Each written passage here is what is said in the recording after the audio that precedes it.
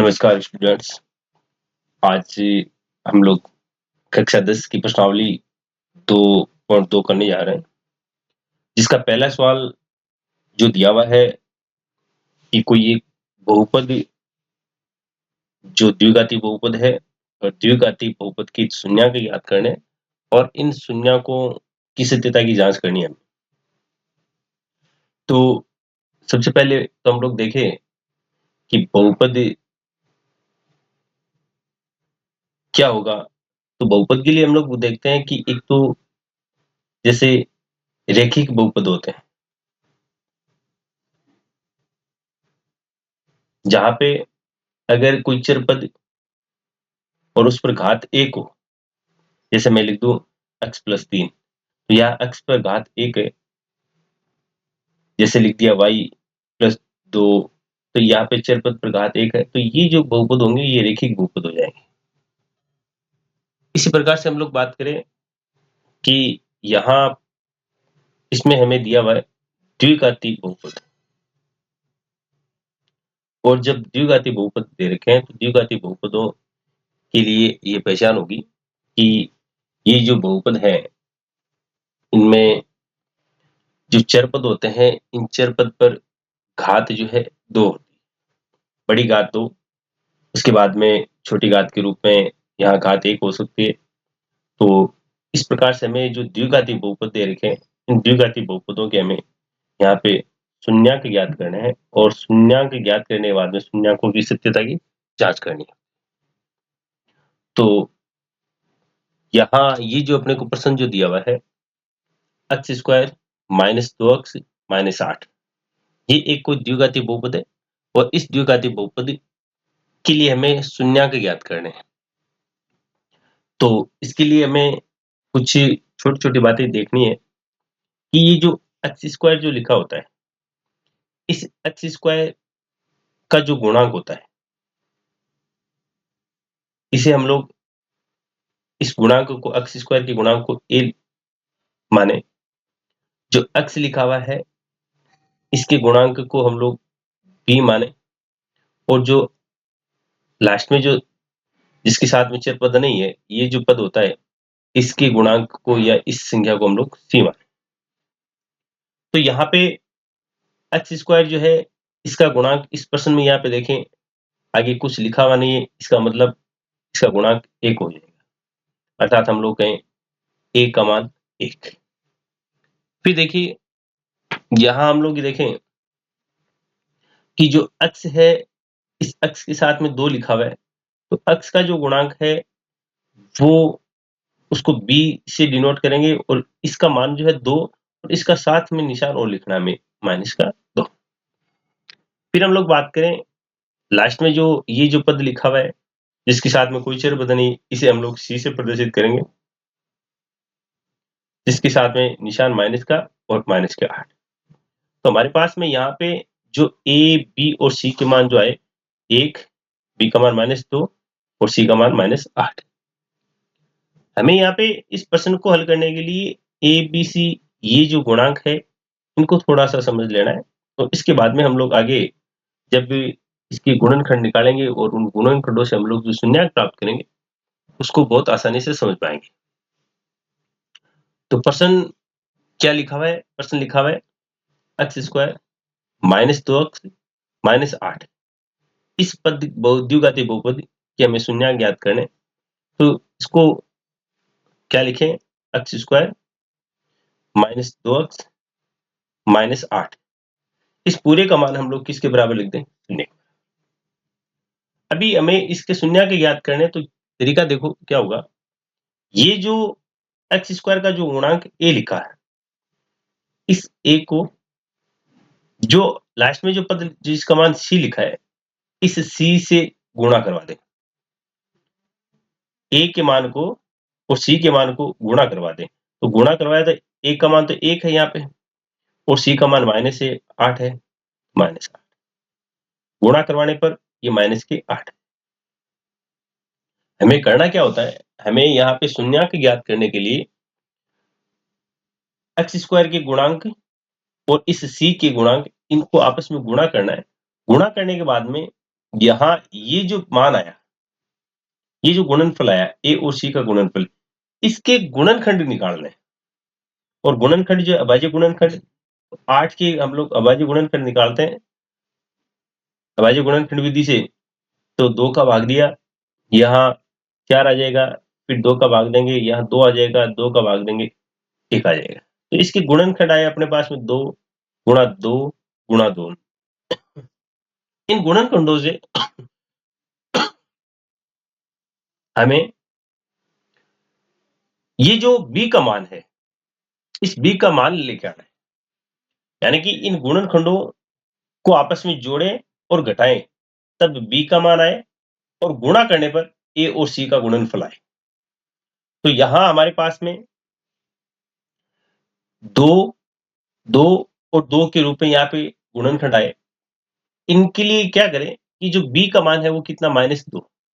इस -2 को लाने के लिए हम लोग यहाँ पे ये देखें कि अगर मैं 2 को 2 से गुणा करवा दूं तो 2 को 2 से गुणा करवाए 4 और 1 2 ये वाला। अब हम लोग जानते हैं कि अगर किन्हीं दो संख्याओं में एक संख्या प्लस की और एक माइनस की होती है तो वो घट जाएगी। अब हमें निशान हमेशा ध्यान में हो कि बड़ी संख्या का रहता है, हमें माइनस का 2 लाना है। तो क्या करेंगे हम लोग, इस 4 को -2 लिख दें और इस 2 को +2 लिख दें। तो 4 में से 2 घटाएंगे तो कितना आ जाएगा, 2। और 4 को 2 से अगर गुणा करेंगे तो कितना आ जाएगा, 8। तो यहाँ पे इन दोनों का जो गुणनफल था, उन गुणनफलों को हम लोगों ने गुणनखंड के रूप में निकाल लिया। इन गुणनखंडों को आपस में जोड़ा और घटाया तो b का मान आ गया और b का मान यहाँ हमें कितना लाना है, -2। तो इसके लिए हम लोग देखें कि यहाँ पे अगर मैं ये लिख दूं 4x और इसके साथ में लिख दूं 2x, 4x में से 2x गए तो कितना बच जाएगा, -2x। और 4 को 2 से गुणा करवाएंगे तो क्या आ जाएगा, 8। तो यहाँ आगे क्या लिखें, x² माइनस का 4x प्लस का 2x माइनस 8x बराबर 0। पहले हमारे पास में 3 पद थे, 1 2 और 3। अब ये 3 के कितने हो गए, 4। क्या किया हमने, इस 2 के लिए यहाँ पे इसके जो गुणनखंड आए थे a और c को गुणा करने पर जो मान आया, उसके गुणनखंड जो आए थे उनको जोड़ा और घटाया। जोड़ने और घटाने पर जो मान आएगा वो किसका आएगा, p का। तो हम लोगों ने यहाँ पे 8 ये जो गुणनखंड निकाले वो 2 2 2 थे। तो 2 को 2 से गुणा करवाया 4 हो गया, 4 में से 2 को घटा दिया तो कितना बच गया, 2। और 4 को 2 से गुणा करवाया तो कितना आ गया, 8। तो अभी देखिए यहाँ ये पद इसमें आ गया। इस पद को आगे हम लोग देखें तो यहाँ पे करना क्या होता है कि पहले पद 3 थे, 1 2 और 3, अब 4 हो गए। तो इन 2 2 के जोड़े बनाने हैं। 2 2 के जोड़े बनने के बाद में इस पद में करना क्या है कि यहाँ इन दोनों में से और इन दोनों में से कॉमन लेना है। तो हम लोग देखें कि यहाँ पर x है और यहाँ पर भी x है। तो इन दोनों में से कॉमन क्या आ जाएगा, x। जैसे ही हम लोग x का x² में भाग देंगे तो एक x से एक x कट जाएगा, बच जाएगा एक x, यानी कि x की घात 1। फिर निशान माइनस का, हमने x का भाग दिया 4x में, x का भाग दिया 4x में, तो x से x कट जाएगा, बच जाएगा कितना, 4। यहाँ पे हम लोग देखें ये प्लस का निशान ये लिख देते हैं। 2 और 8 के अंदर कॉमन हमेशा 2 आ जाएगा। 2 का 2x में भाग देंगे, x बच जाएगा। निशान प्लस का माइनस से भाग देते हैं तो माइनस आएगा। 2 का 8 में भाग दिया, 4 बार गया। और ये इन दोनों पदों की बात करें तो यहाँ पे देखो x -4, तो यहाँ पर भी x -4, ये दोनों ब्रैकेट एक जैसे आएंगे।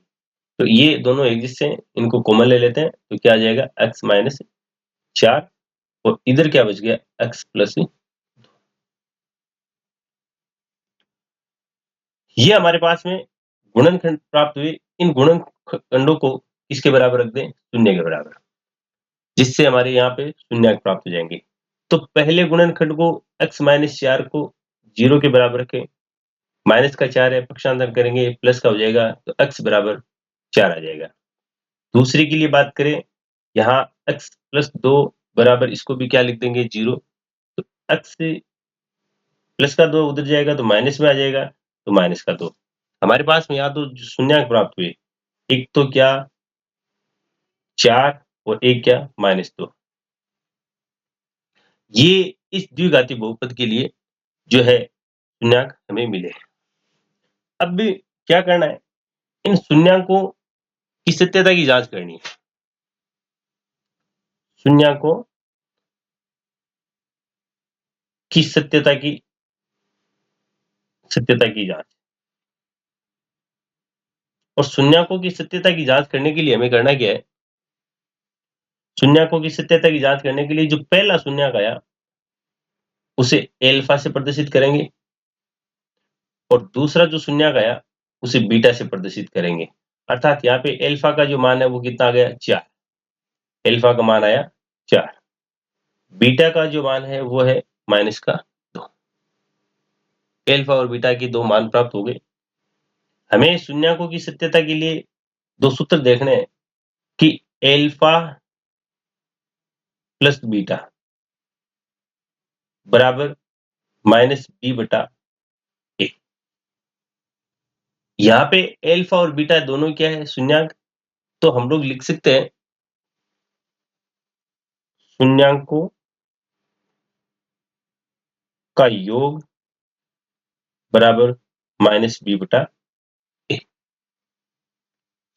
दोनों शून्यंकों का योग करें तो पहला शून्यंक कितना 4, फिर प्लस का निशान, माइनस का 2 बराबर माइनस, ये माइनस सूत्र में। अब देखिए ये बी और ए क्या है, ये हमने जो सबसे पहले देखा था ये वाले मान है। एक्स स्क्वायर का जो गुणांक है उसे ए, एक्स का गुणांक उसे माइनस उसे बी से, और जो लास्ट में जो बच गया उसे सी से प्रदर्शित करें, तो यहाँ पे ए, बी और सी के मान हम लोग यहाँ से रखेंगे। तो बी का मान जो है वो कितना -2, ए का मान प्रश्न में कितना 1। तो देखिए एल्फा प्लस बीटा यानी कि 4 प्लस माइनस की 2 बराबर माइनस माइनस की 2/1। ये 4 कहां से आया, ये पहला शून्यंक। ये 2 कहां से आया, दूसरा शून्यंक। पहले शून्यंक को एल्फा से, दूसरे शून्यंक को बीटा से प्रदर्शित किया और दोनों को जोड़ दिया, तो इसलिए लिख दिया शून्यंकों का योग बराबर -b/a। ये माइनस का निशान इस सूत्र में है, ये माइनस का निशान इस जो अपन ने बी का मान जो देखा था, बी का मान जो है वो -2 था, ए का मान 1 था और सी का मान जो है -8। तो हम लोग देखें यहाँ तो क्या आएगा, 4 प्लस माइनस क्या आ जाएगा माइनस, बराबर यहाँ हम लोग कहें माइनस को माइनस से गुणा करवाएंगे तो प्लस हो जाएगा, प्लस का 2/1। अब 4 में से 2 गए, 2 बच गए, इधर 1 का 2 में भाग दिया 2, अर्थात शून्यंकों का योग बराबर -b/a। इधर वाला ये मान और ये मान दोनों क्या आ गए बराबर। इसका मतलब पहला जो तरीका वो सही। दूसरा यहाँ पे देखें हम लोग शून्यंकों का गुणनफल।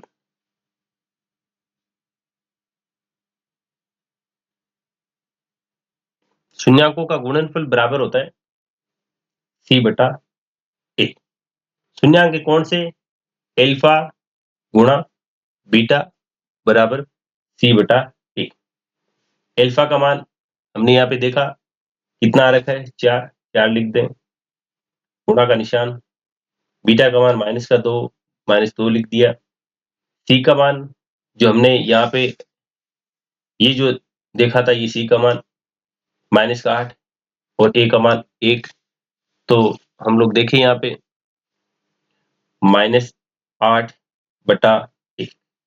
4 को 2 से गुणा करवाया 8, इसका निशान प्लस का, इसका माइनस का, माइनस प्लस गुणा होकर के माइनस, यहाँ पे इधर 8 माइनस का, अर्थात यहाँ LHS बराबर RHS, ये भी LHS बराबर RHS। तो शून्यंकों की सत्यता की जांच करने के लिए हमारे पास में दो प्रकार के सूत्र हैं। पहला तो है शून्यंकों का योग बराबर -b/a और दूसरा है शून्यंकों का गुणनफल बराबर c/a। यहाँ पे पहले पद में शून्यंकों का योग जो है इसमें LHS बराबर RHS हो गया। यहाँ पर भी जो हम लोग शून्यंकों का गुणनफल की बात करें तो यहाँ पर भी LHS बराबर RHS। अर्थात हमारी जो शून्यांक जो प्राप्त हुए थे कौन कौन से, एक तो एल्फा का जो मान आया था कितना 4, और बीटा का जो मान आया कितना -2, ये इस द्विघाती बहुपदी की जो है उदाहरण शून्यांक हो जाएंगे। शून्यांक क्या होते हैं, इन शून्यांकों का अगर मान रख दिया जाए इसमें द्विघाती बहुपद में, जैसे अपना ये प्रश्न था x² -2x -8, इसी बहुपद में अगर हम लोग ये शून्यांक बारी बारी से रखते हैं तो इस पूरे बहुपद का मान किसके बराबर आ जाएगा, 0 के बराबर। अर्थात ये मान जो द्विघाती बहुपद में रखने पर उसका मान 0 कर दे उसे हम लोग जो है शून्यांक कहते हैं। तो ये अपना पहला प्रश्न हुआ। यहीं पे हम लोग देखें जो दूसरा प्रश्न वो दिया हुआ है 4 s² -4s + 1, ये एक द्विघाती बहुपद है जिसके हमें शून्यांक प्राप्त करने हैं और शून्यांक निकालने के बाद में उन शून्यांकों की सत्यता की जांच करनी है। तो यहाँ हम लोग लिखें कि a का मान हो गया है 4, b का मान हो गया -4 और c का मान हो गया 1। जैसे देखिए हमने ये देखा था कि जो x² है उसका जो गुणांक होता है उसे a कहते हैं। तो यहाँ पे x की जगह चरपद हमें s दे दिया, तो h² का जो गुणांक है वो a का मान होगा।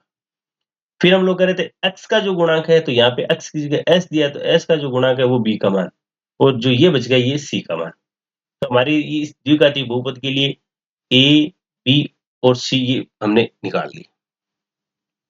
फिर देखिए अभी पिछले सवाल में मैंने बताया कि हम लोग जो a का जो मान है उसे अगर c से गुणा करवा दें तो जो गुणनफल आए उस गुणनफल के गुणनखंड करें।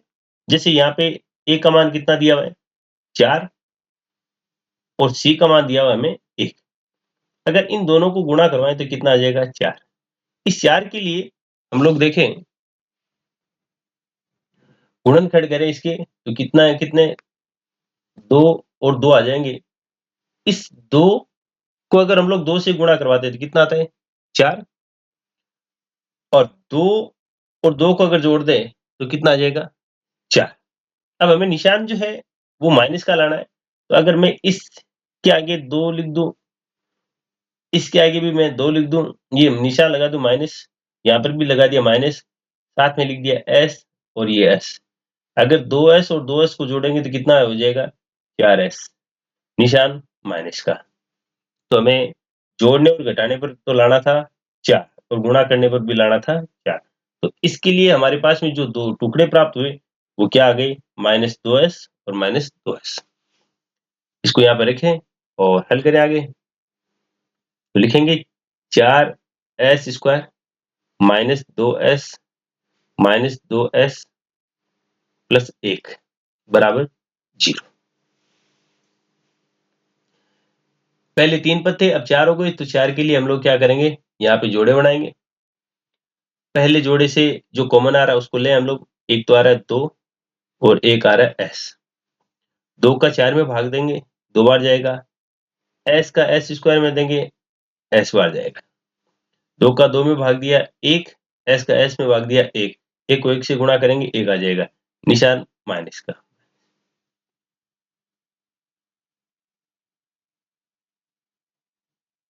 फिर देखें ये निशान यहाँ आएगा, इन दोनों में 1 कॉमन आ रहा है, 1 का भाग 2 में देंगे तो 2 बार जाएगा, साथ में s लिख दिया। माइनस का भाग प्लस में देते तो माइनस आ जाएगा, माइनस का भाग प्लस में देंगे तो माइनस आ जाएगा, और 1 का भाग 1 में देंगे तो 1 बार चला जाएगा, बराबर 0। इन दोनों पदों में हम लोग देखें 2s - 1 2s - 1 ये कॉमन ले लेंगे, तो 2s - 1 इन दोनों ब्रैकेट को एक साथ कॉमन लेकर लिख दिया। बच गया जो मान यहाँ लिख देंगे 2s - 1। अर्थात हमारे पास में दो प्रकार के गुणनखंड आए, 2s - 1 और 2s - 1, इनका मान क्या कर देंगे 0 के बराबर। फिर देखिए ये गुणनखंड आए, इन गुणनखंडों का मान शून्य के बराबर रखते हैं। तो इस प्रकार से 2s माइनस 1 बराबर 0, फिर इधर 2s माइनस 1 बराबर 0, 2s बराबर, ये माइनस का 1 है, उधर जाएगा प्लस का हो जाएगा, 2 इधर गुणा में इधर आएगा तो भाग में, तो s बराबर 1/2। सेम यहाँ करें, ये 1 माइनस का है, उधर जाएगा प्लस में, तो 2s बराबर 1, s के साथ 2 गुणा में है, पक्षांतर करेंगे तो s बराबर 1/2। हमारे यहाँ 2 शून्यांक प्राप्त हुए, 1/2 और 1/2। पहले शून्यांक को क्या लिख देंगे, एल्फा, एल्फा का मान कितना आया, 1/2, और दूसरे शून्यांक को क्या लिख देंगे, बीटा, इसका मान भी क्या आया, 1/2। हमें अब शून्यांकों की सत्यता की जांच करनी है, शून्यांकों की सत्यता की जांच।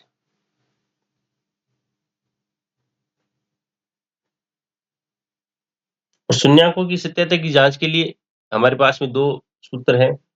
पहला तो क्या, शून्यांकों का योग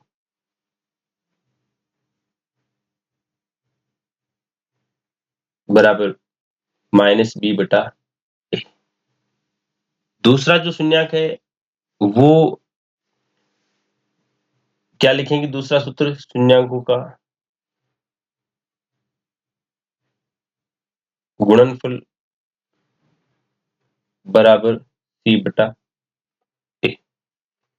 तो हम लोग देखें, शून्यांकों को हमने कैसे लिखा है, एल्फा और बीटा के रूप में। तो यहाँ लिखें एल्फा का मान कितना, 1/2, योग करना है, बीच में प्लस का निशान, फिर लिखें बीटा का मान 1/2 बराबर माइनस बी का मान, और ए का मान हमने लिख रखा है यहाँ पे, ये देखिए, बी का मान कितना, -4, ए का मान कितना, 4, और सी का मान कितना, 1। तो हम लोग यहाँ लिखें माइनस, ये इस फॉर्मूले वाला, फिर बी का मान -4 दे रखा है, और ए का मान भी कितना दे रखा है, 4। इन दोनों को हल करेंगे तो लय से लेंगे, लय से पे क्या होगा, 2 आ जाएगा, 2 का 2 में भाग दिया एक बार, 1 को 1 से गुणा करवाया 1, बीच में निशान प्लस का, 2 का 2 में भाग देंगे एक बार जाएगा, 1 को 1 से गुणा करवाएंगे 1 आ जाएगा, बराबर माइनस को माइनस से गुणा करवाएंगे तो प्लस हो जाएगा, तो प्लस की 4/4।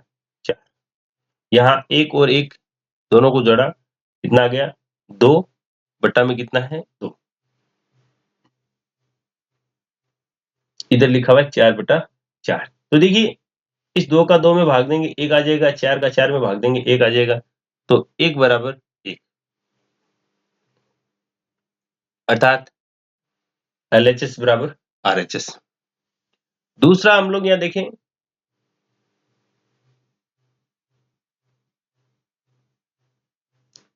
शून्यांकों का गुणनफल दिया हुआ है, शून्यांकों का गुणनफल अर्थात एल्फा गुणा बीटा बराबर सी बटा ए। एल्फा का मान ये लिखा हुआ 1/2, गुणा बीटा का मान भी 1/2, सी का मान जो हमें दिया हुआ है वो है 1, और ए का मान दे रखा है 4। इसे हल करेंगे तो अंश अंश को गुणा करवा देंगे, हर हर को गुणा करवा देंगे, अंश में 1, 1 और 1 गुणा होकर के 1, बटा में 2 को 2 से गुणा करवाए 4, बराबर 1/4। इस प्रकार से हम लोग देखेंगे LHS बराबर RHS, अर्थात शून्यांकों की सत्यता की जांच में ये दोनों शून्यांक सही है। ये अपना दूसरा प्रश्न था, जिसके 2 शून्यांक हमें मिले, 1/2 और 1/2।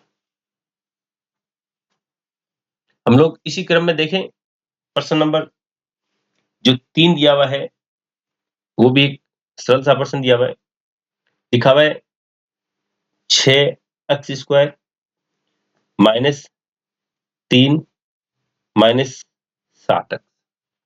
देखिए, इस प्रश्न में थोड़ा सा हमें व्यवस्थित करना है, जो x² का जो मान है उसके बाद में चर पद वाला ही मान रखे हैं, इससे थोड़ी सुविधा रह जाएगी। तो हम लोग इसे व्यवस्थित करके लिखें 6x² -7x -3 बराबर 0।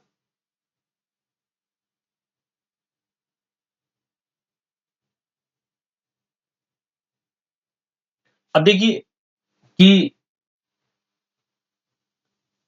यहां हमारे पास में ए का मान 6, बी का मान -7 और सी का मान -3 है।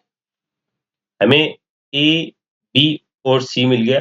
ए क्या होता है, जो एक्स स्क्वायर है उसका जो गुणांक उसे ए से लिखेंगे, एक्स के गुणांक को बी से लिख दिया और जो लास्ट में बच गया उसे सी से लिख दिया, तीसरा पद उसे सी। हमने अभी पीछे वाले दोनों प्रश्नों में देखा कि यहाँ हमें इन दोनों का गुणा करवाना है, अर्थात ए को सी से गुणा करवा रहे हैं। तो ए का जो गुणांक है वो क्या है, ए का मान 6 और सी का मान कितना है 3, वो भी माइनस का अर्थात 18। 18 के हम लोग गुणनखंड निकाल लें तो 18 के गुणनखंड देखिए 2 भाग्या 9 बार, 3 का देंगे भाग्या 3 बार, 3 का देंगे भाग्या 1 बार। यह गुणनखंड आया अपने पास में 2 गुणा 3 गुणा 3। ये सारा काम रफ काम है, ये समझाने के लिए मैं यहाँ पे पास में कर रहा हूँ, तो उसे थोड़ा समझने का प्रयास करें। हमारे पास में जो टुकड़े आए वो 2, 3 और 3 आए। अब देखिए क्या करना है कि ए और सी के मान को गुणा करवाना है, जो गुणनफल आए उसके लिए उससे हमें गुणनखंड ज्ञात करने हैं, जिनको जोड़ें और घटाएं तो मान आना चाहिए माइनस का 7, और उन्हीं दोनों गुणनखंडों को अगर जोड़ा जाए, गुणा किया जाए, तो यहाँ ए और सी का जो गुणनफल था वो आना चाहिए। तभी देखें कि यहाँ 6x² इन दोनों इन तीनों गुणनखंडों से हम लोग जोड़ें या घटाएं, हमारे पास में माइनस का 7 आना चाहिए। तो देखिए कैसे हम लोग देखें, अगर 3 को 3 से गुणा करवा दें तो कितना हो जाएगा 9, और यहाँ ये 2 बच गया। अगर मैं 9 में से 2 को घटाऊं तो कितना आ जाएगा 7, और 9 को 2 से गुणा करवा दूं तो कितना आ जाएगा 18। तो हम लोग ये देखें कि यहाँ अगर निशान जो है माइनस का लाना है तो बड़ी संख्या जो है उसको माइनस का बना देंगे, और प्लस का लाना है तो वो देख लो, इस प्रकार से हम लोग इसको प्लस को लिख देंगे। अब हमेशा निशान घटाते हैं तो बड़ी संख्या का रहता है, तो माइनस का रह गया, तो 9 में से 2 गए 7 और 9 को 2 से गुणा करवाया तो 18। हम लोग लिखे यहाँ पे 6x² minus 9x plus 2x minus का 3 बराबर 0। 4 पद आगे 2-2 के जोड़े बनाते हैं, यहाँ से कॉमन लिया हमने, एक तो आ गया 3, क्योंकि 3 का भाग 6 में भी जाता है और 3 का 9 में भी जाता है। एक आ जाएगा x, यहाँ पर भी लिखा हुआ है, यहाँ पर भी लिखा हुआ है। अब 3 का भाग 6 में दिया, 2 बार x का भाग x² में दिया 1x, निशान माइनस, 3 का भाग 9 में देंगे 3 बार जाएगा, x का भाग x में देंगे 1 बार जाएगा। ये प्लस का इन दोनों में से कॉमन आ रहा है 1, 1 का भाग देंगे तो 2x माइनस 3 बराबर 0। दोनों पद एक जैसे हैं, दोनों ब्रैकेट एक जैसे हैं, तो इन्हें कॉमन ले लेते हैं, बाकी जो बच गया उसको अलग लिख देते हैं बराबर 0।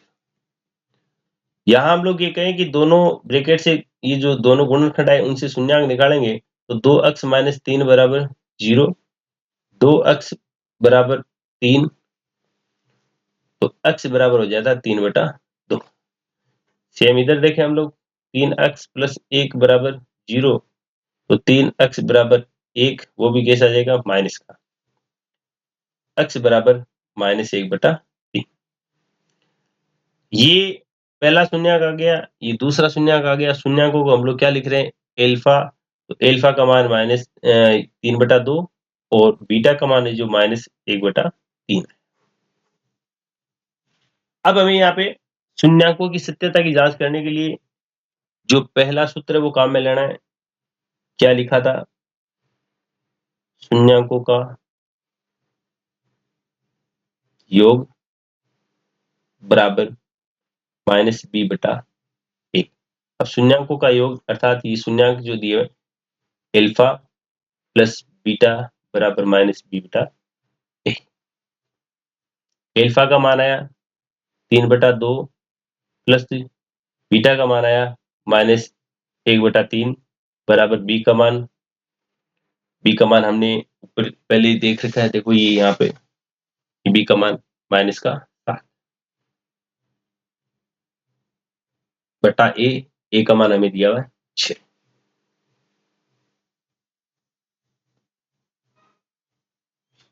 तो अब इनके लिए हम लोग हल करें, इसको जब हल करेंगे तो क्या आ जाएगा, 3/2 प्लस माइनस गुणा होकर के माइनस आ गया 1/3 माइनस और माइनस गुणा होकर के प्लस की 7/6।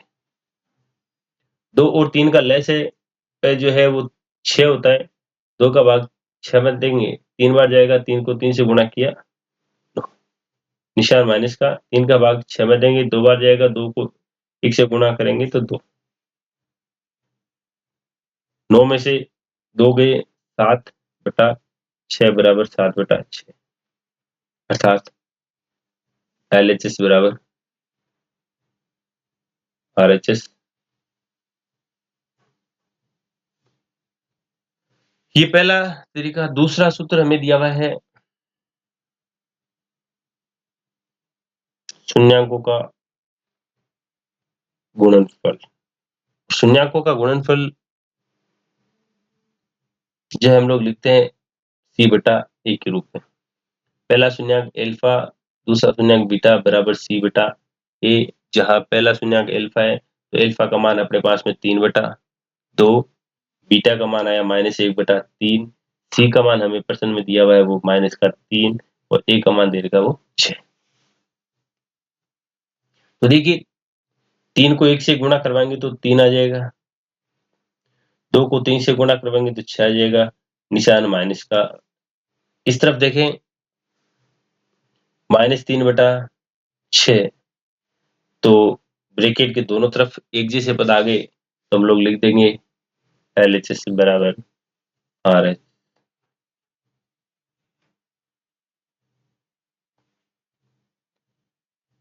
इसी प्रकार अगला चौथा सवाल,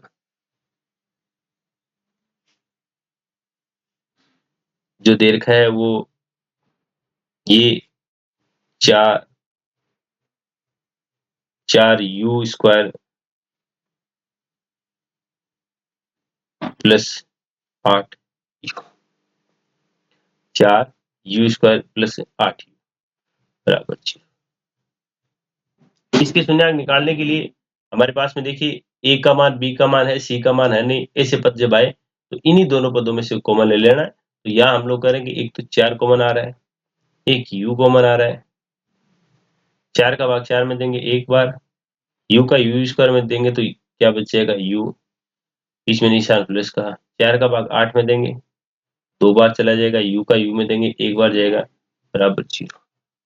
यहाँ पे हम लोग देखें 4u बराबर 0 और u प्लस 2 बराबर भी 0।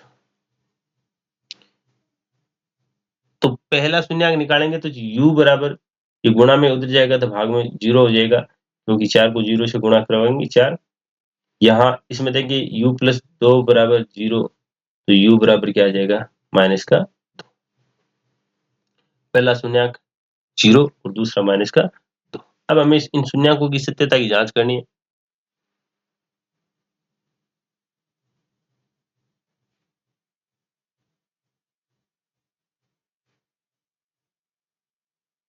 जांच, पहला सूत्र हमें दिया हुआ है शून्यांकों का योग बराबर -b/a। दूसरा शून्यांक हमें दिया हुआ है, दूसरा सूत्र शून्यांकों का गुणनफल बराबर c/a। इसके लिए लिखें अल्फा प्लस बीटा बराबर -b/a।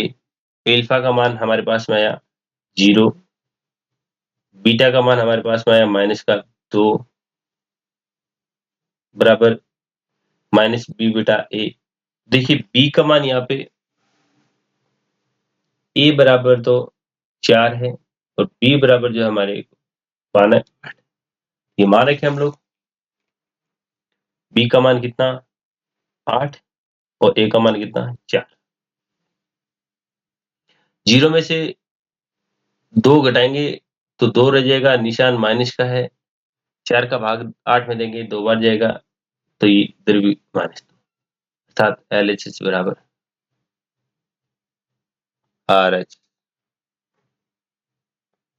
फिर शून्यकों का गुणनफल वाला ये सूत्र लगा के देखें तो अल्फा गुणा बीटा बराबर C बटा A, जहाँ अल्फा का मान अपने आया 0, बीटा का मान आया -2, C का मान यहाँ पे 0 दे रखा है, A का मान जो हमें 4 दिया हुआ है। तो 0 को जब 2 से गुणा करवाएंगे तो इधर मान 0, यहाँ जब 4 में 0 का भाग देंगे ये भी 0 आ जाएगा, तो LHS बराबर RHS। ये इस प्रकार से चौथा सवाल।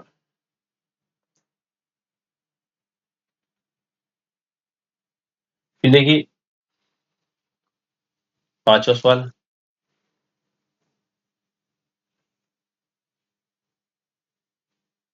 पांचवा सवाल क्या दिया हुआ है कि t² -15 ऐसे प्रश्न जब देते तो इनका हल करने का एक अलग तरीका थोड़ा सा काम में ले। यहाँ पे द्विघाती बहुपद दिया हुआ है, द्विघाती बहुपद में जो चर पद है उसका वर्ग तो दे रखा है, लेकिन चर पद वाला मान यहाँ नहीं है। तो हम लोग यहाँ देखें कि यहाँ ए का मान तो आएगा 1, बी का मान क्या होता है, बी का मान होता है अक्ष का गुणांक, अक्ष है ही नहीं तो बी बराबर क्या लिख देंगे 0, और सी बराबर जो है अपना -15। अब इस प्रश्न को हल करने का तरीका ये रहेगा कि हम लोग अगर ये देखें, ये t जो है इसको तो मैं यूं लिख दूं माइनस, अब ये जो 15 है 15 के लिए लिखें, अगर मैं ये लिख दूं 15 को इस प्रकार से √15 और √15 पर इसको लगा दूं, तो इसके मान में कोई फर्क नहीं पड़ेगा। क्यों नहीं पड़ेगा, थोड़ा सा समझने का प्रयास करें हम लोग। जैसे किसी भी वर्ग वाली राशि का अगर वर्गमूल निकाला जाए तो वो वर्गमूल हट जाता है और वर्ग वाली राशि बच जाती है। कैसे, तो लिखें हम लोग, देखें यहाँ 15 का वर्ग होता है 225, और 225 का वर्गमूल कितना हो जाएगा 15।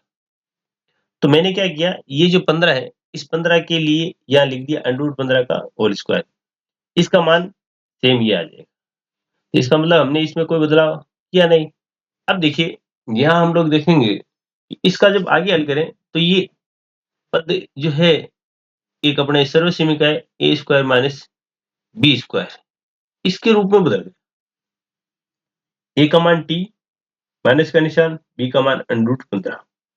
इसका जो हल होता है वो क्या होता है, इस सर्वसमीकरण का a + b a - b।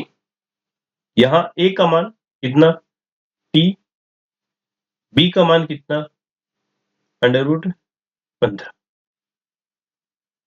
फिर a का मान t और b का मान √15। ये हमारे को दो गुणनखंड प्राप्त हो गए, t प्लस √15, t माइनस √15। इन दोनों का मान 0 के बराबर रख देंगे, √15 बराबर 0, t माइनस √15 बराबर 0, यहाँ t बराबर इसमें अंडर रूट के 15 ले जाएंगे प्लस के, और इसको जब हल करेंगे प्लस में है उधर जाएगा तो माइनस का √15, एक पद ये आ गया, एक पद ये है अल्फा का मान -√15 और बीटा का मान जो है प्लस के √15। हमें शून्यकों की सत्यता की जांच करनी है, तो शून्यकों की सत्यता की जांच, तो वही फॉर्मूला वापस देखें हम लोग, अल्फा प्लस बीटा बराबर -b बटा a।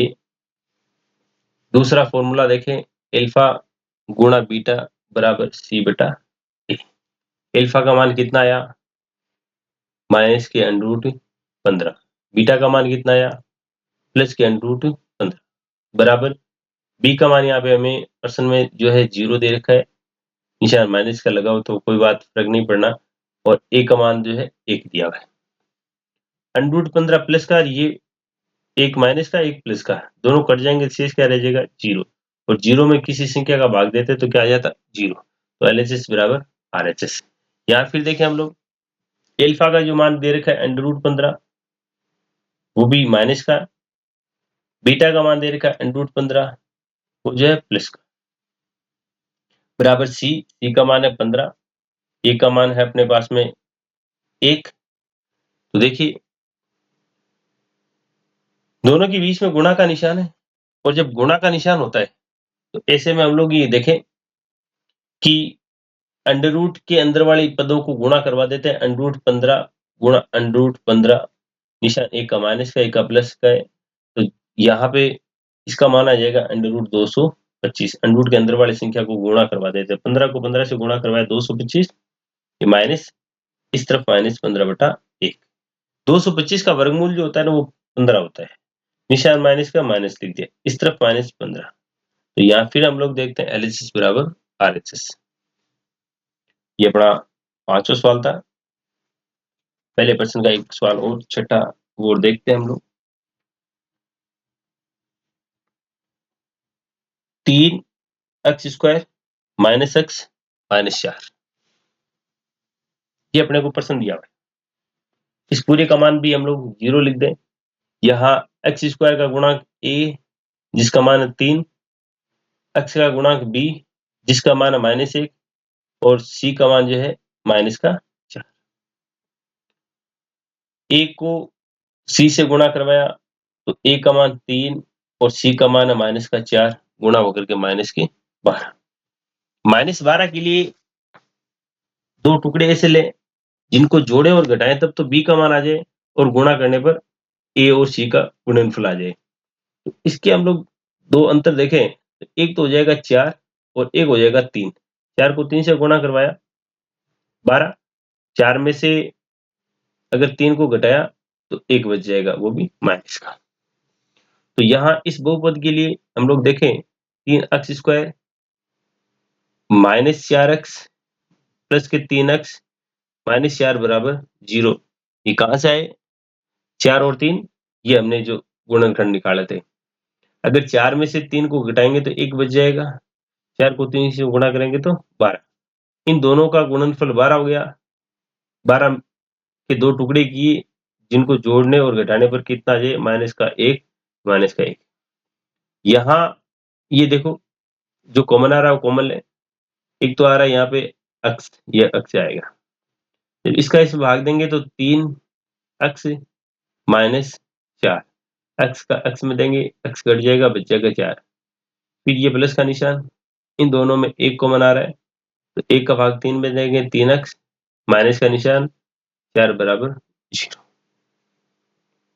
दोनों ब्रैकेट एक जैसे आ गए तो 3x माइनस 4 बराबर 0 और x प्लस 1 बराबर भी 0। 3x बराबर 4, x बराबर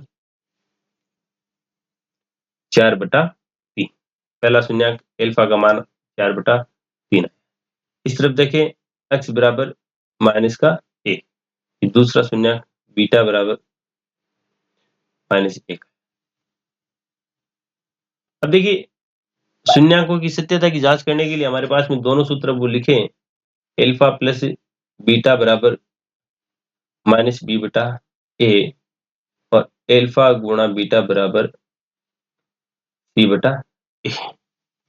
एल्फा का मान 4/3 प्लस बीटा का मान -1 बराबर, माइनस का सूत्र में है, b का मान अपने को इस प्रश्न में दे रखा है वो है 1 और a का मान दिया 3।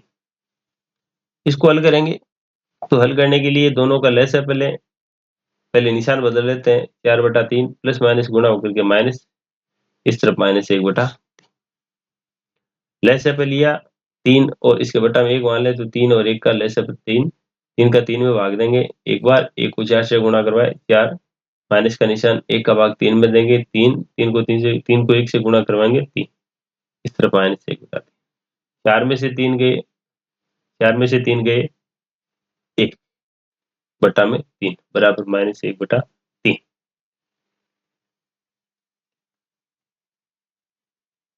तो अपना यहाँ जो है पहला जो पद आया वो 1/3 और 1/3।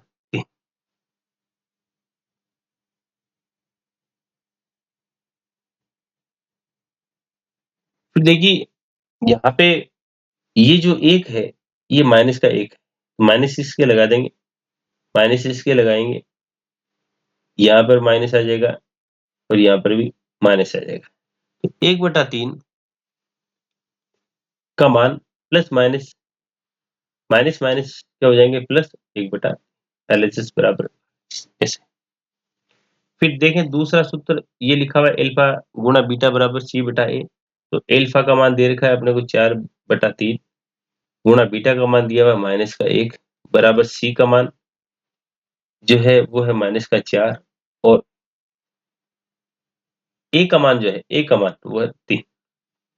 A को गुणा करवाएंगे तो -4/3 और इधर भी -4/3। तो एलएचएस बराबर आरएचएस। ये अपना 2.2 का पहला सवाल है जिसके 6